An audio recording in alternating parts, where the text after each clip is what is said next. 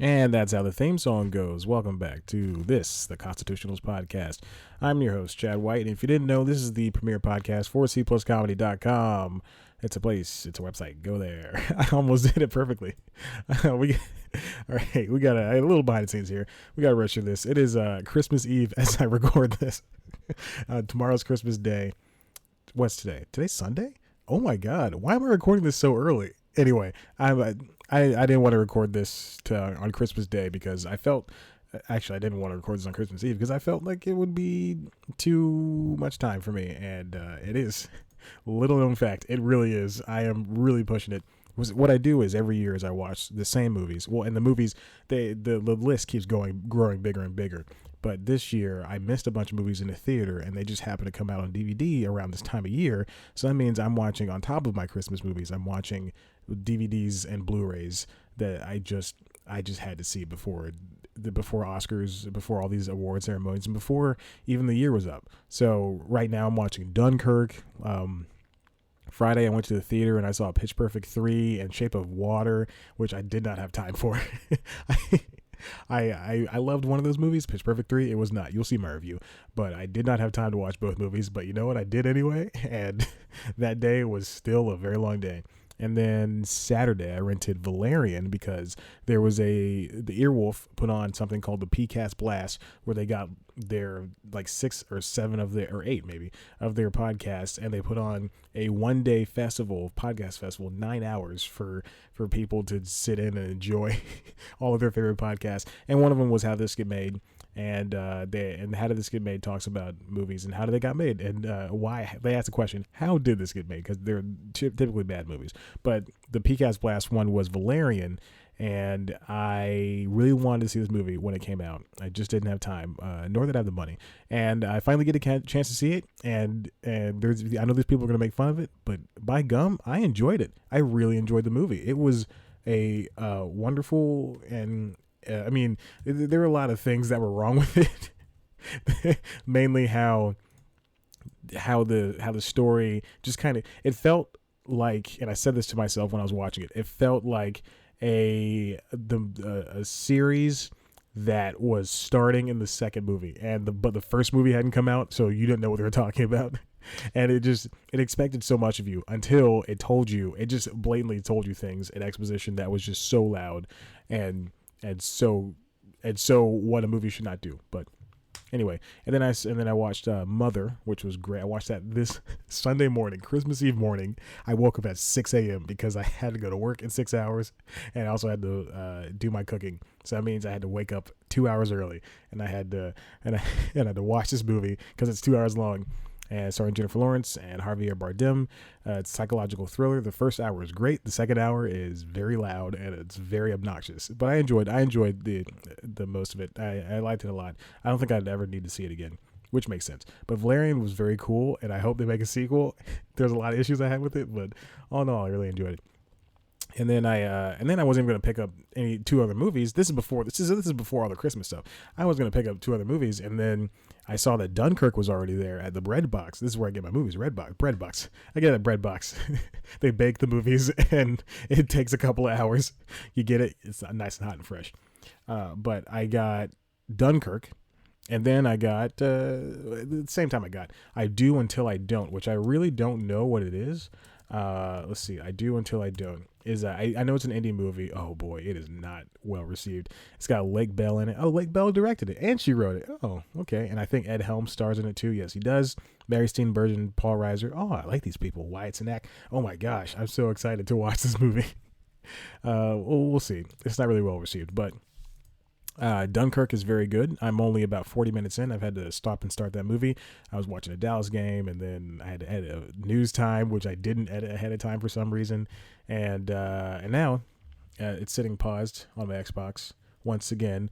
I think I'm about, I don't know. It says I'm on chapter 5. So I think I'm about 40, 50 minutes in. I've already seen Harry Styles. He is not distracting at all.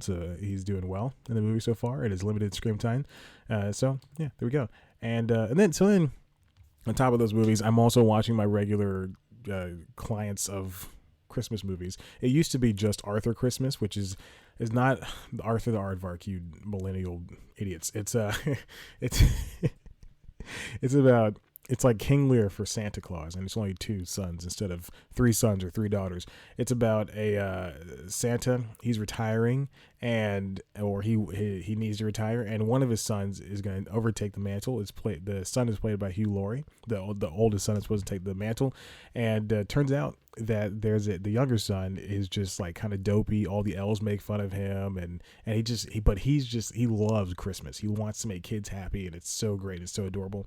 And then and then they find out that they missed one child, and the older brother Steve doesn't want to deliver the present to the child, but he says, we have to do it. And so Arthur sets out with an elf and the eldest Santa, their grandfather, to deliver the present. And it's a very sweet movie, and I really like it a lot. And I also saw Pitch Perfect 3. Not fun. It's not good. Shape of Water, also really good. I think I already said that, but I don't care. I'm very tired. It's too late here on Christmas Eve. It's 11:05, and I need to go to sleep. Even though I took a nap today, I took a nap at like 6 o'clock, which I should not have done. So I'm going to be up all night long, even though I said I'm very tired. And so then there's that, and then I watch. I just saw Elf for the first time, so I guess I'll watch that every year now. But I've owned it I think that was my first Play movie on Google Play Movies. Music on Google Play Movies. It was my very first movie, and I bought it, and I've never watched it until last Tuesday. And I thought it was fine. It was all right. It wasn't the best. It's not the best Christmas movie. It's not. Everybody, whoever says that's their favorite is hyperbolizing a lot. There's a lot of issues with that film, as exposition, story, things just happen towards the final act of the movie. It's just the way there's no character progression. It's just everybody moves sideways and to cater to the story. Anyway, it was fine. I really liked it though. I did laugh a lot. So I mean, all in all, I had fun. And then there's also The Night Before, which I'm going to watch tomorrow morning because I meant to watch it tonight, couldn't do it. But The Night Before is a very wonderful movie starring Seth Rogen, Anthony Mackie, and Joseph Gordon-Levitt. Joseph Gordon-Levitt is their friend, and every year they celebrate. They go out and get high and drunk, and they have a lot of fun together. And then this year, finally this year, they say, no, we don't want to do anymore. This is the last year. And they end up going to this party, and Mindy Kaling's in it, and Lizzie Kaplan's in it, and Miley Cyrus really is such a good job, and Michael Shannon. It's such a good movie. I really love The Night Before. It's so wonderful. It's a good movie, and I love it. And go watch it. And then the last movie is Krampus. It's just a horror movie starring Adam Cordero of Torque, and David Koechner, and who else? It's sitting right there. I'm not going to look at it though. It's too much work. Eventually, and then Jingle All the Way, it's on Stars, so I want to add that to the Pantheon, but I don't think I'm going to be able to watch it this year, because usually what I do is I put these off until the last day. I don't get to watch them until January for some reason, so now I'm going to start, I gotta burn through these, because I don't want to watch them after Christmas Day, and then Jingle All the Way, and then I want to add 4 Christmases to it, and then I have to watch Almost Christmas, which is on HBO, and it's a black movie. So if you like black movies, you'll love Almost Christmas. I haven't seen it, but I'm going to. It's in my watch list for HBO. So hopefully I watch it tomorrow. We'll see what happens. I don't know. I'm supposed to be going to, this is by myself. I make these plans alone. I'm supposed to be going to see All the Money in the World tomorrow. I was supposed to see Downsizing today, but I got off work too late and I couldn't see it. So there you have that. Let's go on to... Okay, so this week's episode of The Constitutionals, we're going to talk about...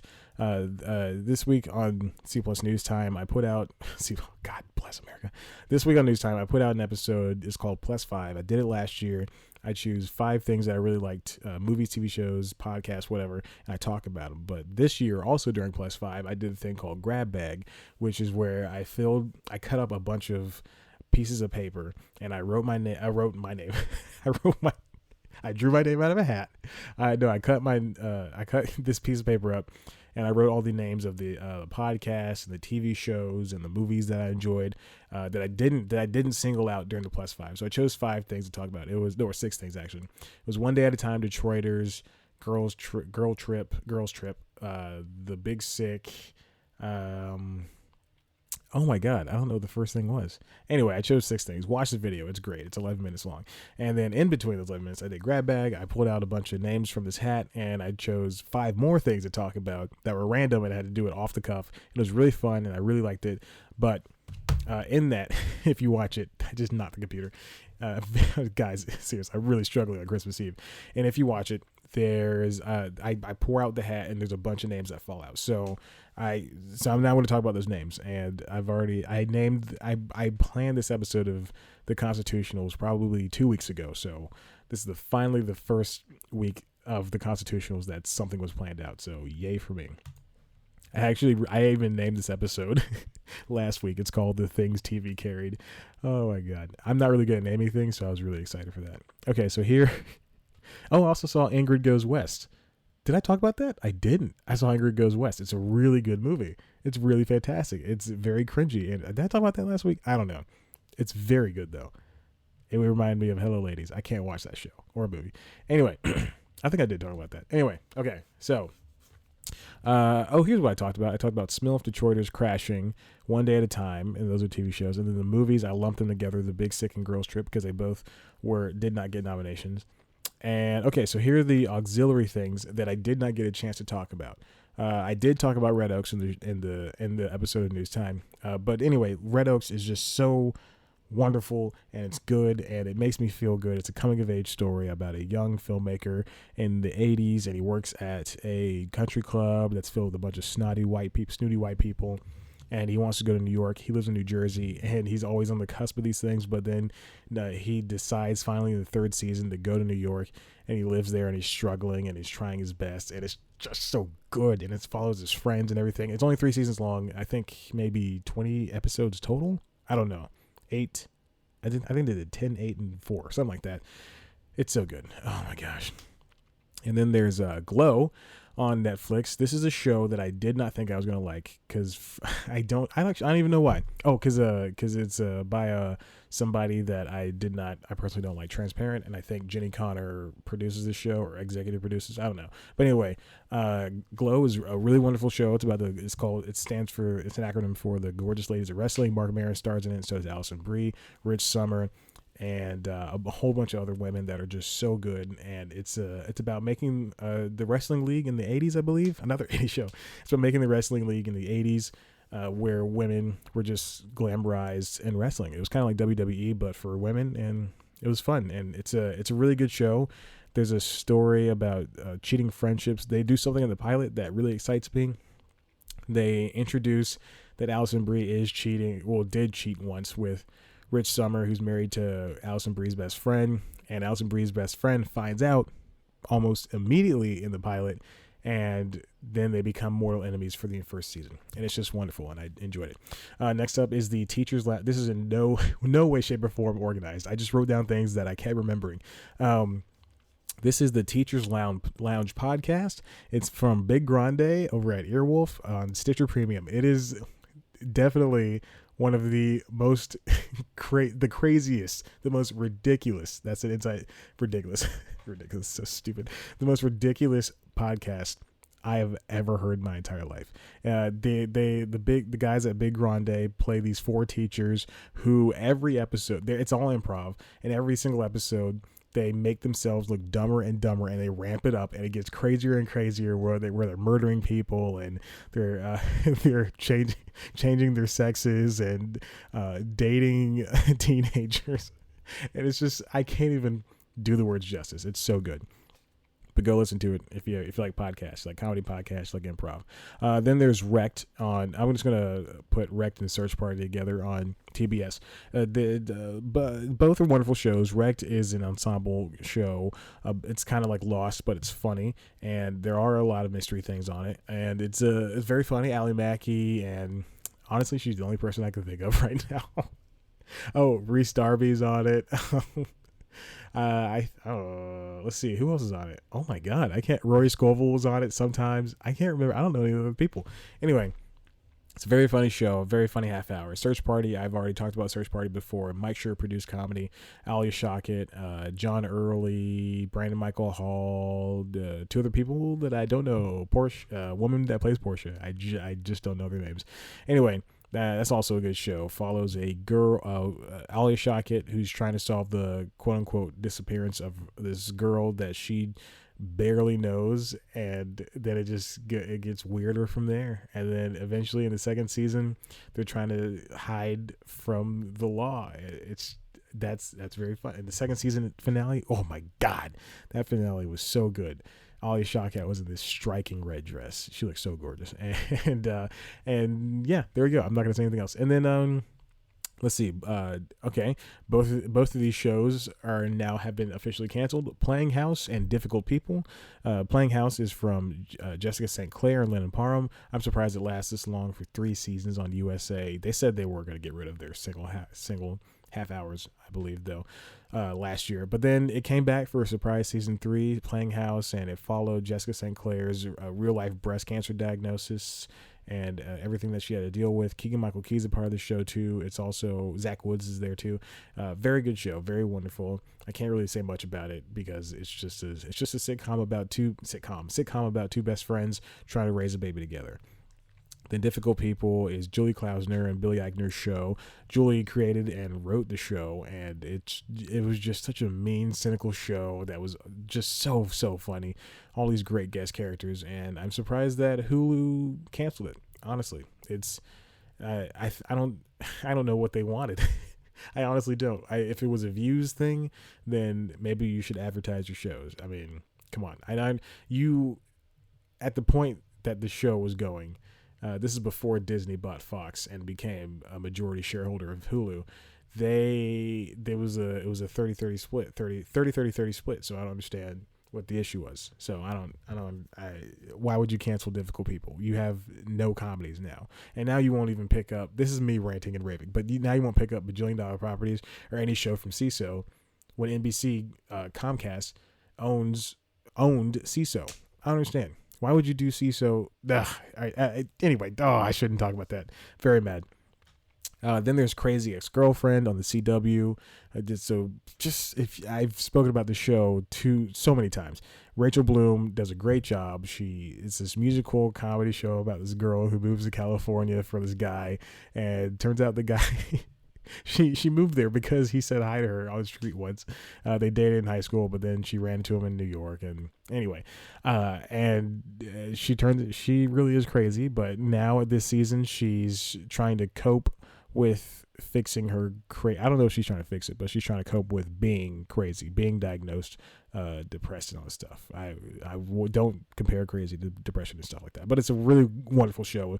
And it's if you want to see that show and Jane the Virgin are the only 2 shows on the CW. I've said this before, I'll say it again, that know how to display feminism. Don't even Valor, Supergirl, not feminist. And then I want to lump these together. 4 Amazon shows: Jean-Claude Van Johnson, The Tick, Catastrophe, and One Mississippi. Jean-Claude Van Johnson and The Tick premiered this year. Jean-Claude Van Johnson actually premiered a couple weeks ago. It follows Jean-Claude Van Damme basically playing a super spy, but he's also playing himself. So there's that. Then The Tick is just an update of the show and the comic. It's made by the same guy who has done every Tick show and who created the Tick, actually, period. It's wonderful, and it's a serial show. Every episode matters. Catastrophes, a really wonderful show from Sharon Horgan and Rob Delaney, shot in England. I don't know why I'm saying that. It's a good half hour about a couple who probably shouldn't be together, but they're together anyway. They had a one-night stand. She got pregnant, and now they're raising the baby. It's very fun, and now they have 2 babies. And Carrie Fisher was on that show. She was really good on that show. And then there's One Mississippi with Tig Notaro, created by Tig Notaro, and it's following her early life. Another one of those autobiographical shows. Not early life. It's her regular life right now. Very good. I enjoy it a lot. And then we have, let me lump these together: Vice Principals and Insecure, 2 HBO shows that I really loved watching. Vice Principals was it was shot, I think, 2 years ago, and they premiered last year the first season, and this year the second season. A very good serialized show, comedy show, ups and downs, just like Eastbound and Down, and I really liked it a lot. With Walton Goggins and Dana McBride, who created the show. Oh my God, my Xbox just made a noise. Scared the crap out of me. And then there's Insecure, the one show that no one's talking about that I think people should be talking about.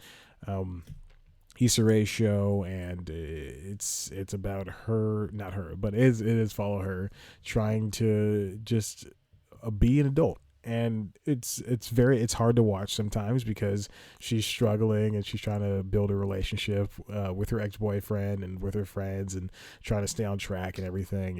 And I think it's a good analogy for what life is and what it should be, and no one's talking about it because I think they only have room for one show about created by a black person in the heart, and that's Atlanta, even though that show's overrated and it's not that good and it's not even that funny. Insecure is hilarious and it's got dope music pieces, and Prentice Penny works in that show. He's a producer.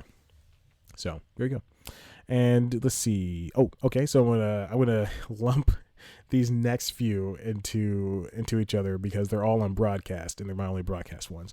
Life in Pieces. It's I've talked about the show so many times. It's such a show. It's a show that does not mean anything in the long run, but it's so good. It's so heartwarming. It's what early Modern Family was. It's just about one family and life in pieces, and it follows, I think, 4 short stories every episode. And it's good, and I like it a lot. I can't really say much about it because that's it.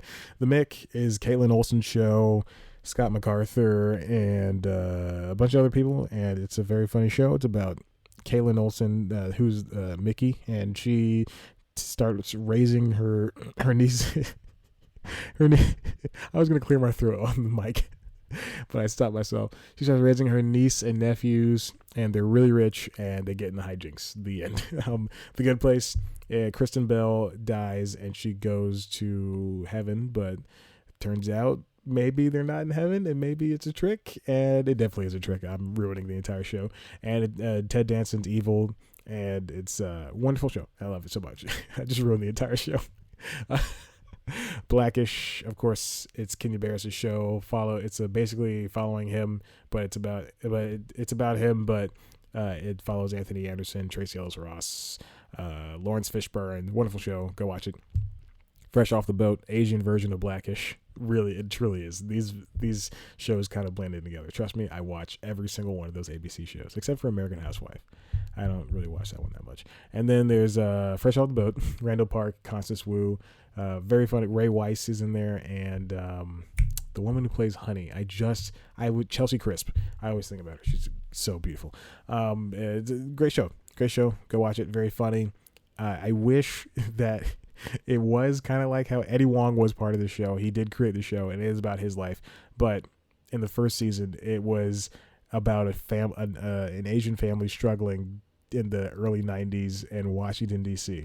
And now this season 2, after ABC said, all right, you're done with the show, or after he said, I'm done with the show, and ABC gentrified it, it's now a show about an Asian family in Washington, D.C. They're no longer struggling. They're just funny. So just like the rest of their shows, Modern Family is about a rich, funny white family. Blackish is about a funny black family that's rich. The Middle's about a poor. They already, because they have these things. I've already done this before, but ABC already has. They have niches for their families. The Middle's poor. The Fresh Off the Boat's Asian. They had a gay one. American Housewife is about a fat woman or an overweight woman. I'm sorry, and so like that. Anyway, The Middle. Speaking of which, I've already spoken about that. It's great, wonderful show, ending this year, and it's got so many people on it. And it's very funny. It's very wholesome, and I think I tear up at every single episode. Speechless is also very good. They don't use the cerebral palsy. The main character has cerebral palsy, but they don't use it as a crutch. Not to make a joke. They don't use it as a crutch, and they don't exploit it, and I really enjoy that show a lot. Then there's Episodes. This is the show. I write scripts in my free time, obviously, and this is the show that I really do truly believe that I'm basing one of my current shows off of, and I really enjoy it so much. It's about Matt LeBlanc. It's really about Matt LeBlanc, and he's playing himself, and he's trying to get a hit show with this British couple, and then he sleeps with the wife, and then the couple breaks up for a little bit, and it's just really it's a fascinating show to watch. And it really teaches you a lot about Hollywood. It teaches you about how scripts are written, or how agents get to produce or don't produce. Agents get to produce, managers can't. I know that much.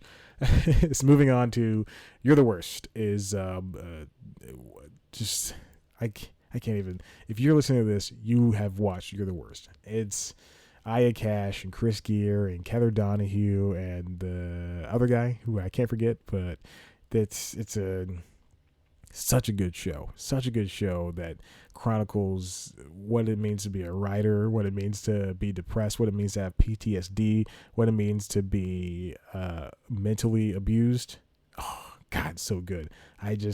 It's just such a funny show. And it's just about a couple who shouldn't be together. Again, shouldn't be together, but they end up together and then they break it off on and off several times throughout the entire show. It's going to end next year, and I'm going to be very sad when it does. Then there's The Carmichael Show. The Carmichael Show is a wonderful show from Gerard Carmichael. David Allen Greer was in it. Loretta Devine, Lil Rel Howery, and Tiffany Haddish. That is definitely one of the last good sitcoms, just like One Day at a Time. One of the last good multicam sitcoms that wasn't on CBS. They were the only two sitcoms. Well, except for The Ranch, I believe, is a multicam. Multicam.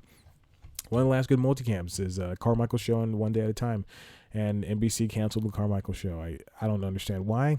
They allowed them to do so many things.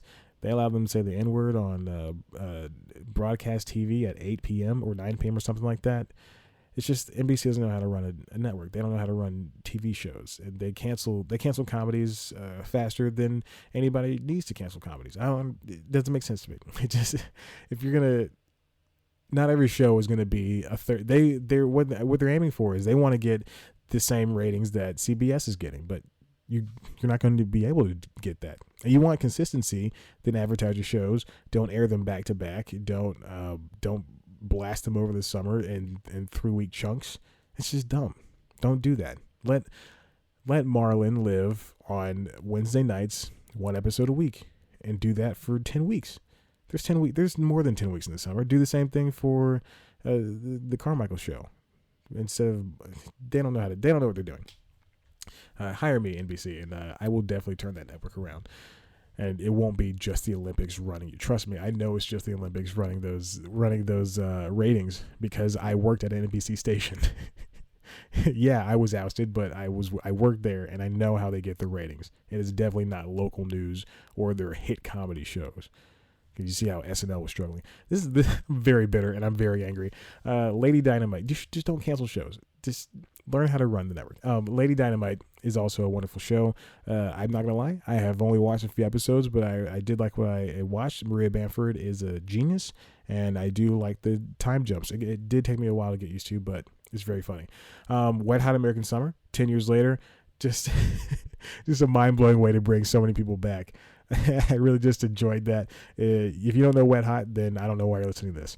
But now this is 10 years later. It's a sequel series on Netflix. And then possibly one of the best things I've seen all year, besides One Day at a Time, and besides, Crazy Ex-Girlfriend, and besides The Teacher's Lounge, and besides Search Party and Difficult People, it is Nathan For You and the season finale, Finding Frances. It is a feature-length movie. It's a movie about Nathan helping the Bill Gates impersonator find his long-lost love.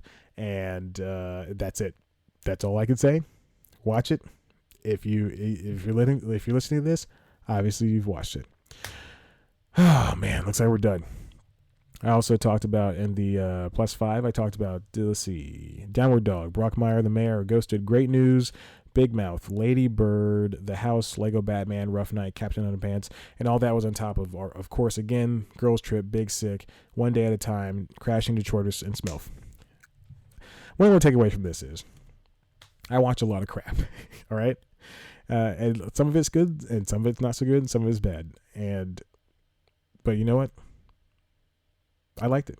I enjoyed myself. This year was really good for TV, really good for movies, and I can't wait to. I mean, honestly, I think that I thought that I was going to hate a lot of stuff, but once I started making this list, I thought, wow, this is really good. This is all these things came out this year. It's so wonderful, and I watched every single episode of every single one of these shows. Maybe not so much the middle. And I know I missed the Chris Brown episode of Blackish. I'm not going to watch that ever. But I really enjoyed these. And it was a good year for TV, good year for podcasts, and let's just hope that we can continue the everything. All right, it is. I'm going to remind you one more time. It is Christmas Eve, and I got to finish Dunkirk. It is 11:28, and I have to finish Dunkirk tonight. So here we go. How do I sign off? Oh. Okay, if you like this, head over to the website cpluscomedy.com, where we got the latest news, reviews, features, interviews, and other good comedy bits that only I can provide you with. We finally, after days and days and days, we finally put up the interview I had with Matt Eisman. His people took a very long time to get back to me. This is not me. This is not me getting on their case. They did take a very long time to get back to me. I sent them the interview that I typed up, and it took them a few days to look at it. I don't know why. And then I finally put it up, and he liked it and everything, so it's good. Yeah. Anyway, you also follow us on Twitter at @CPlusComedy. Follow me on Twitter at ShadowBlackWhite. Like us on Facebook. Go to the YouTube page, www.youtube.com. I'm closing my eyes /CPlusComedy. Where you can watch the premiere news show, News Time. Like I said, this week's episode is +5, which is just me talking about the 5 things that I really enjoyed throughout the year. 5 comedy things I enjoyed. And I've already given you the hints. So if you're listening to this after you watch that, I don't know, the problem is next week it'll be bloopers on New Year's Day. So the blast bloopers, and then right after that it'll be my first story about, I cannot spoil that. I'm not going to ruin that, because the 7 of you that listen, you're going to be very surprised. You won't be. It's just a regular episode of News Time. So be on the lookout for that. All right. Thanks. Bye.